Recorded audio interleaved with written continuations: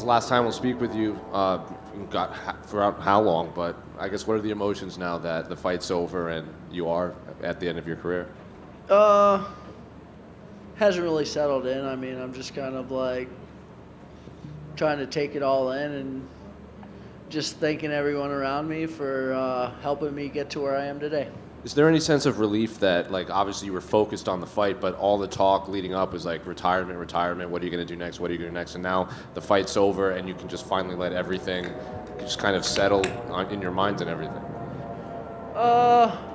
Yeah, I don't know, because I've never been in this position before. I mean, it's the unknown to me, so it's definitely weird, and I'll figure it out.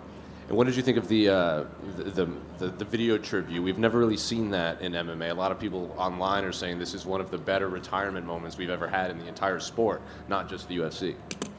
It's an honor and a pleasure to freaking see that. I mean, the UFC and Dana did a great job of honoring me. The fans did a great job of honoring me and my career and everything I've given to the sport, and it's happy that everyone's embracing what I've tried to do, and I always try to go out there and knock people out and fight, and I always enjoyed it, and it's just a long, crazy career, and I've always loved MMA, and I guess that's why I've been able to do it for so long. Well, looking at the actual fight, could it have played out more perfectly for you? First round knockout? Yeah, no, it's definitely you want to get in there and get out if you can. It was like what makes this retirement pretty easy for me is because this is the first day I actually felt good during this whole camp. So it's like, okay, like, but that's really what you want, though. It's like try to figure out to be a way to be really good on one day at your best, and I was able to do that today. What was going on in camp that you didn't feel that great? Stuff doesn't work like it used to, but obviously it does here and there. So like there was flashes, and you like use those flashes to be like, okay, there it is. Okay, can we keep that going for the rest of the camp? But then it's just like up and down. Like it's just hard to recover, and it's hard to push yourself the way I'm used to pushing myself and doing the extra. It's hard. I can't do extra, but now that I'm retired, I can do that extra, and I can torture myself and enjoy that because I don't have to recover for anything. And the one final one for me, when you entered the cage, you kind of paused and looked around, and it looked like you were soaking in the moment. And then at the end, when the fight was over, you went down on one knee and put your head down. What was going through your mind in those two moments? The first one was just enjoying the moment and embracing the fans and looking around and just taking a moment to like see it all and feel it all, and knowing that this could be the last, and it is the last. And after the fight, I took a knee, and I was trying to look at my career and just being grateful for this moment and everything that's happening, and just being grateful and thankful for it, and just gratitude was what I was embracing. Hey, Robbie. I just want to ask you, Connor tweeted that he believes that you're going to be back by the end of the year. As he obviously has retired and come back a few times. Is there any chance? I mean, it seems like going out on such a high, you might want that high again. Why, does Connor want to fight? Oh, I don't know. Would you come back for Connor? I mean, that's a big fight, but no, I mean, I'm not really thinking about those things. I mean, I felt good today. That's the thing. Like if I felt good for 7 full weeks and like that type of thing, and the fight only went for so long, but you never know. But I feel good with everything I accomplished, and this is definitely a good way to go out. He did say he thought you'd be back by the end of the year, and he thinks he'll fight in December. So I don't know, maybe he's hinting at something. He just tried to get me gassed up, I'm sure, but I'm not focused on any of that right now, just relaxing and trying to embrace this moment. Thank you. Robbie, this was your first round finish in 10 years. I know with these 5-round fights, you become very good at pacing yourself and conserving your energy and picking your moments. Were you surprised at all to see him drop, and were you throwing extreme force into those punches, trying to get him out early?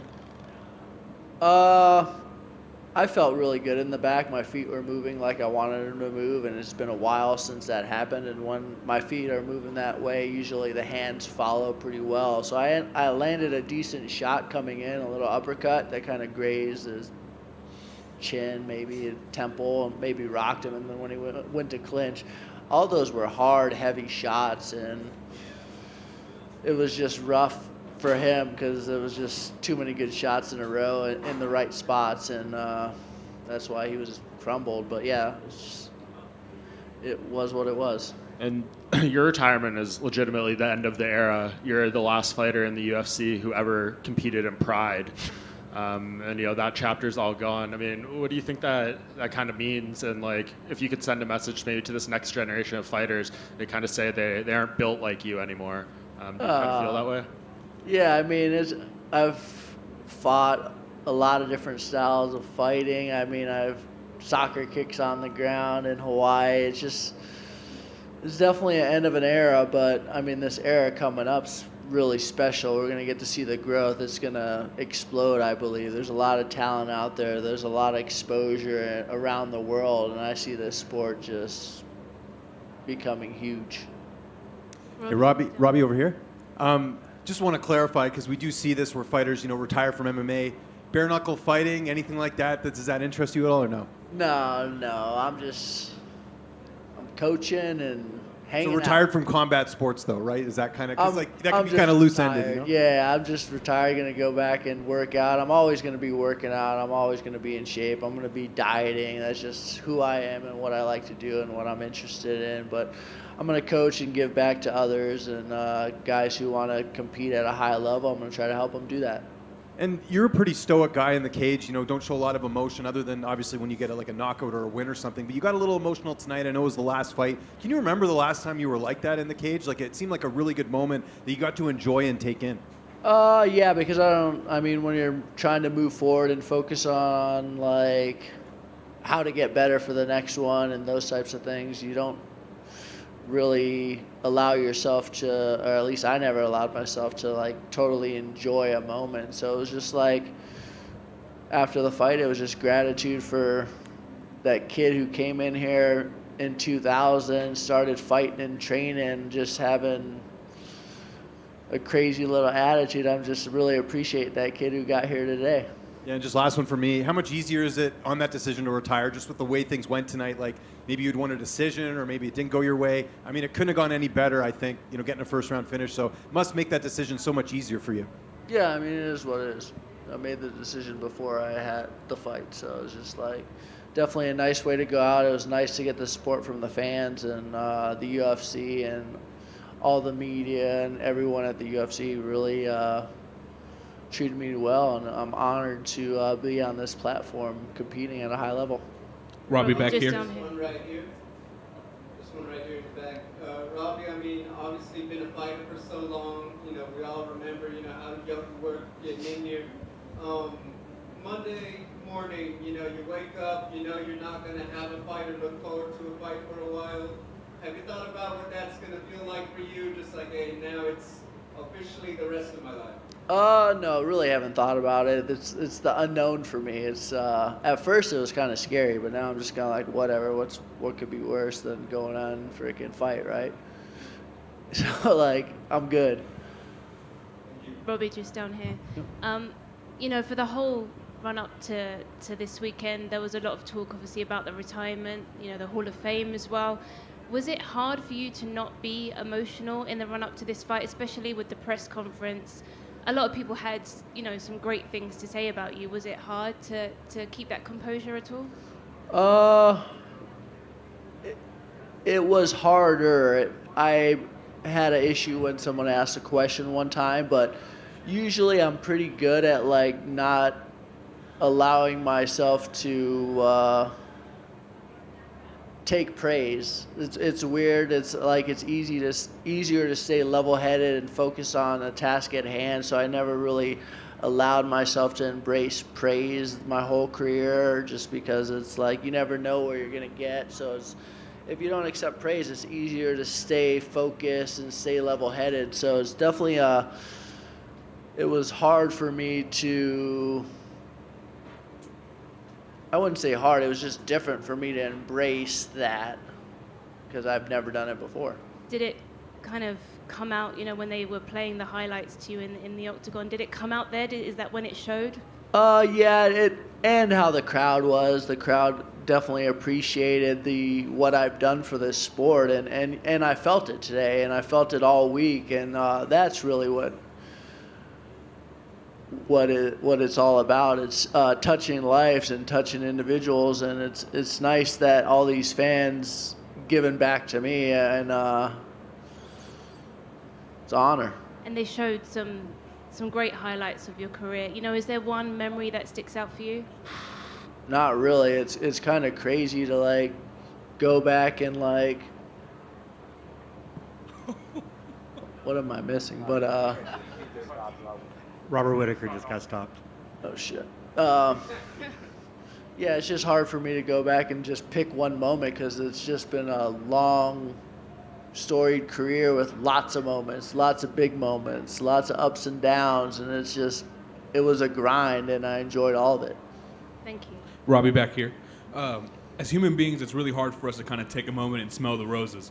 Do you feel like your career went really, really fast, or no? In that moment when you said you had gratitude, did it kind of just feel right? Yeah, it felt right. It felt like all of a sudden just like, man, it's a lot.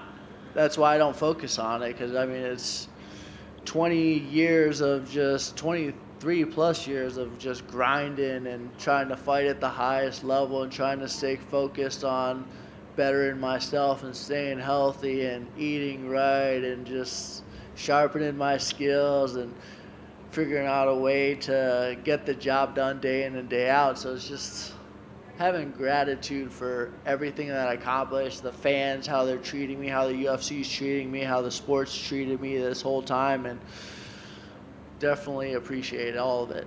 And my last one, you mentioned your coaching, that you're going to get into coaching as well. Obviously, Glover Teixeira, Uriah Faber have also done that. As soon as they kind of retired, they went right into it. Is that something you're really looking forward to being a part of now in the next chapter of your life? Yeah, I've been doing that for a while. Like, I mean, that's kind of what you do. Like, when I first started fighting, I mean, everyone that I trained with, they were helping me as they were fighting. It was like, all right, how can we sharpen this kid's skills?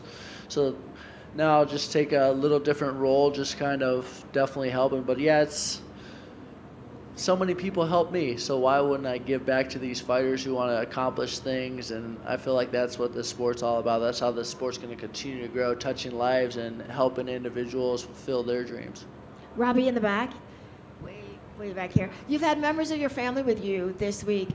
You've been in this sport for 20 years. What has it meant to you to have them support you and maybe sacrifice quite a bit as well to make sure that you got to where you needed to be? Yeah, it's definitely is different, like, to train and fight at a high level, because it's selfish. It's selfish. I'm focused on myself. I'm worried about what I'm eating, not what my wife's eating, not what my son's eating, like what I'm eating. So it's definitely very selfish, and it's hard, and it's huge to have people around you that sacrifice for you. And I mean, that's what I've had my whole career, so that I can focus on fulfilling my dreams and getting things accomplished. And without them, then none of this would be done. Hey, Robbie, you have 3 Fight of the Years. You have one of the most iconic pictures in all of MMA. I guess how does that make you feel? Yeah, it hasn't set in yet. I don't know if it ever will, because I mean, I just never really allowed myself to appreciate it as much. What I will appreciate is how the fans accept me and what I accomplish. Like, taking that in is huge for me, but I'm not sure if I'm ever gonna be like, all right, oh man, patting myself on the back too heavy. Of all of your time in this sport, training partners, opponents, who hit you the hardest? Ooh, man, there's been a lot of guys on it. Jason Jackson's hit me hard. Drew McFedries has hit me hard. Jens Pulver's hit me hard with frickin' liver shots before. So, I mean, it's just, Pat can freaking kick and punch. So it's just lots of guys have hit me. So Tim Sylvia, I mean, when I first started fighting, it was like you trained with the heavyweights, you trained with the light heavyweights. It was like I thought maybe I was gonna have to fight heavyweights when I started. So like it's just different. And then finally, coming up through Team Militich, and now you're with Killcliff, and you've been through so many gyms. Like, how, would you go back and not train as crazy as you did? Because man, those early gyms were just so savage, and now it's the culture has changed a little bit. Would you change? No, I wouldn't change anything. Cause if you look at my career and those things, I did those things. I took time off from sparring. I took 2.5 years off from sparring. I did those. I adapted, and even though everyone else was doing it a certain way, I think for myself and always have, and I'm always going to be doing that and trying to figure out what's best for me. Congratulations. Robbie, one more over here. I get one of the legends of Robbie Lawler that's kind of come up this week. Drick has talked about at Media Day that you've never attempted a submission. Is that true? No, I actually have one submission, but I've never attempted one in the UFC for sure. But I did get a submission in a small show against not UFC, not in any big organization. For so many years, like you said, 20-some years, you've always been top physical form, always training, all that other kind of stuff. Now it's done. Are you going to reward yourself, give you 6 months or so to get a proper dad bod on, or is it? No, I'm always grinding. I eat whatever I want. I mean, I go through phases. I like my treats, but I'm always going to be in shape. Always pushing myself to. That's what I enjoy. I enjoy health, and I also enjoy food too. So I mean, but everything in moderation. Robbie, one of your old teammates, Jens Pulver, you mentioned him earlier. He's in town. Have you had a chance to talk to either Jens or any of the guys from Team Militich about this next step in your life, retiring? Yeah, I mean, I've talked to Jens a little bit. It was not nobody else, though. I talked to Jens, and he's excited. I think he wants to get into coaching and do those things, but he's got some kids he's taking care of, so that's a different phase for him. So it's just, yeah, I mean, I have a lot of good people around me who are helping me. What was it like, this transition, and when did you know that you're gonna it's a facing your mortality and turning the page? When did you know that it's time to retire? When did you find that? I don't know. It's just over time, you just kind of realize things just. I just want to do stuff at a high level and a certain level, and when you can't do it the way you want to do it, I don't like it. I don't like it. One last one for me. Your old teammate, Tim Sylvia, he's doing some slap fighting. Do you see that in your future? No, thank you. I'm good. I mean, I'll watch.